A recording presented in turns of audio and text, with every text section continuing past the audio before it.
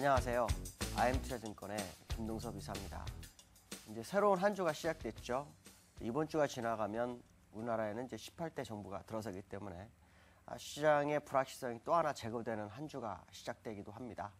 그렇기 때문에 이번 주가 매우 기대되는 한 주다라고 말씀드릴 수 있습니다. 자, 지난주 주말에 그 G20 정상회담 있었죠.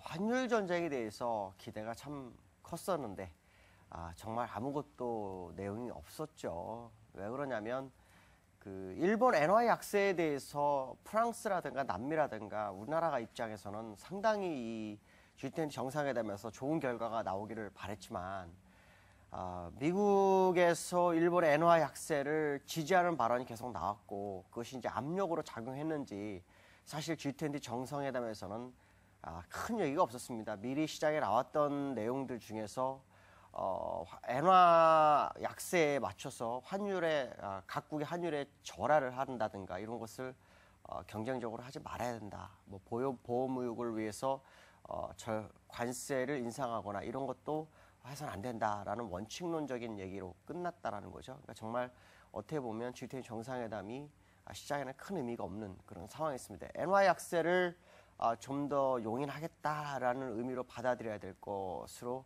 예상이 되고 있고요. 또 하나는 미국이 달러를 이렇게 많이 풀어서 글로벌 각국의 환율을 절상시키는 역할을 했는데 일본이 그런다 그래서 그걸 막을 수는 없겠죠. 그러니까 결국 미국으로서도 자기들의 정책을 옹호하기 위해서라도 일본 엔화 약세를 인정할 수밖에 없는 그런 상황이 아니었나라고 보여지고 있습니다. 엔화 약세에 대해서 시장에서는 분분한 의견이 많습니다. 이 엔화 약세로 인해서 주변 국가들이 거지가 될 수도 있다라는 얘기도 있고 또 한편으로는 엔화 약세를 지속하다 결국 일본이 파탄을 맞을 것이다라는 얘기도 있습니다. 물론 그것은 나중에 시간이 지나봐야 알겠지만 과거에 일본이 2007년도에 엔화가 124엔까지 갔을 때도 전 세계 글로벌은 잘 버텼습니다. 그렇기 때문에 사실 너무 우려를 한다든가 너무 낙관적으로 생각할 필요는 없다. 중도적인 관점에서 시장을 보고 접근하는 것도 나쁘지 않다라고 말씀드릴 수 있을 것 같습니다. 자, 그 다음에 이제 지난주에 유로존과 미국장의 모습을 보면 미국이 막판에 또 살려냈죠. 근데 거래량이 생기면서 살려난 것이 이제 기간 조정을 마무리할 것이 아닌가라는 부분입니다. 자, 미국이 하락하게 된 것은 이제 월마트 실적에 대한 기대치가 너무 낮아지면서 이것이 이제 시장을 끌어내렸죠. 그렇지만 지난번에 잘렌 앨런 연준 부의장이 얘기한 것처럼 지금 주택 경기가 살아나고 있는 상황에서 금리 인상은 어렵다라는 얘기를 또 그 노벨 경제학 수상자죠. 폴 크루그먼이 같은 얘기를 했습니다. 그렇기 때문에 일본과 같은 전철을 밟지 않기 위해서는 계속해서 저금리를 유지해야 되고 그로 인해서 시장 경기를 살려내는 모습을 봐야 한다라고 하는 모습이 나오면서 시장을 다시 끌어올리는 그런 상황이었다라고 보시면 될 것 같습니다. 자, 이러한 상황을 본다면 미국은 과거에 일본이 경기 부양을 위해서 거의 제로금리까지 끌어낸 후에 금리를 올리면서 경기가 망가진 상황이 돼버렸기 때문에 그러한 절차를 밟지 않게 해서라도 상당 기간 저금리를 유지할 것으로 예상이 되고 있습니다. 이것은 이제 투자가들의 마음을 잡아줄 수 있죠. 무슨 말이냐면 위험자산 쪽으로 투자를 유도할 수 있는 부분이 있습니다. 그래서 그런가요? 채권 매니저가 이런 말을 했습니다. 지금 위험자산은 채권이다라는 얘기를 하고 있죠.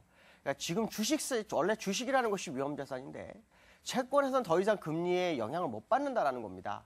결국 수익이 날 수 있는 공간이 없기 때문에 결국 위험자산으로 분류를 해야 되고 오히려 안전자산으로 주식을 분류해야 한다라는 얘기를 하고 있습니다. 그만큼 시장의 많은 투자가들이 주식으로 관심을 가질 수 있는 그런 시점이다라고 말을 하고 있고요. 실제로 미국의 경기회복이 이제 초입에 들어섰다라는 얘기를 합니다. 그 얘기는 현재의 주가가 횡보 국면은 향후 주가를 상승시키기 위한 아주 중요한 자리에 있다라는 것을 나타내는 것이 아닌가 이렇게 판단하고 있습니다.